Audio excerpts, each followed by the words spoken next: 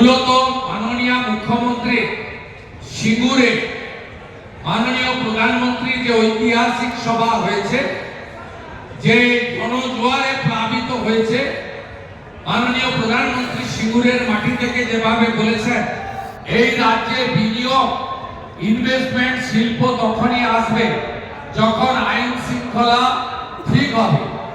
তাই প্রধানমন্ত্রীর এই সফল সভাকে দেখার পরে এরা চিন্তিত হয়ে তৎক্ষণাৎ এক সপ্তাহের মধ্যে মুখ্যমন্ত্রীকে ওখানে ছুটে যেতে হচ্ছে। কোথায় যাচ্ছেন? যেখানে এই মুখ্যমন্ত্রীর নেতৃত্বে টাটা গোষ্ঠীর তৈরি হওয়া কারখানাকে ডিনামাইট দিয়ে উড়িয়ে দিয়ে টাটাকে তাড়ানো হয়েছিল। আমার কথা নয়, প্রয়াত রতন টাটার কথা। তিনি বলেছিলেন আমিকে মাথায় ট্রিগার রেখে এই রাজ্য ছাড়তে বাধ্য করলো, আমি ব্যাড এন্ডকে ছাড়লাম। অর্থাৎ আমার কথা নয়, মাননীয় রতন টাটার কথা। ব্যাড এন্ডের নাম হচ্ছে তৎকালীন বিরোধী দলনেত্রী মমতা বন্দ্যোপাধ্যায়, এবং আমি গুড এম এর কাছে যাচ্ছি। অর্থাৎ তৎকালীন গুড এম ছিলেন গুজরাটের মুখ্যমন্ত্রী, তৎকালীন সম্মানীয় বর্তমান প্রধানমন্ত্রী নরেন্দ্র মোদীজি। সেখানে উনি কখনো গিয়ে সরষার বীজ ছড়িয়েছেন, কখনো গিয়ে জেসিবি মেশিন দিয়ে জলাশয় তৈরি করে মাছ চাষের কথা বলেছেন, কিন্তু কোনোটাই সফল হয়নি। সিঙ্গুর কার্যত মমতা বন্দ্যোপাধ্যায়ের হাতে শ্মশানে পরিণত হয়েছে।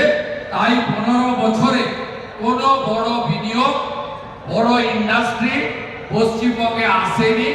এক এক করে পেট্রোকেমিক্যাল সহ আমাদের নানা বড় বড় গোষ্ঠী পশ্চিমবঙ্গ ছেড়েছে।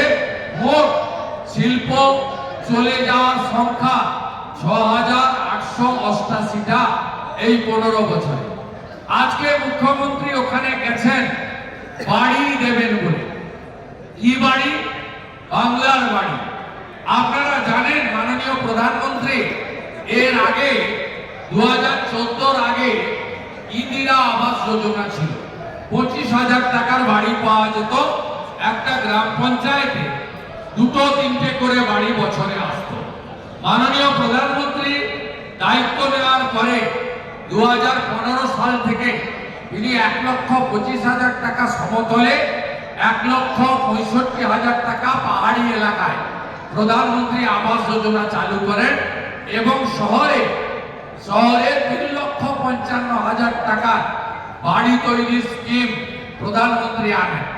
প্রধানমন্ত্রী আবাস যোজনাতে গোটা ভারতবর্ষ জুড়ে এখনো পর্যন্ত প্রায় 6 কোটির কাছাকাছি রুরাল বাড়ি তৈরি হয়েছে, যে বাড়িগুলোর এগ্রিমেন্ট ভারত সরকার বা সরকারের সঙ্গে ওই বাড়ির যিনি কর্ত্রী রয়েছেন মহিলা প্রবীণ সদস্য, তার নামে এগ্রিমেন্ট করতে হয়েছে।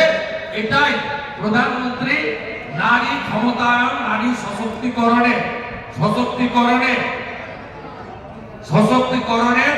তার সবচেয়ে বড় উদাহরণ।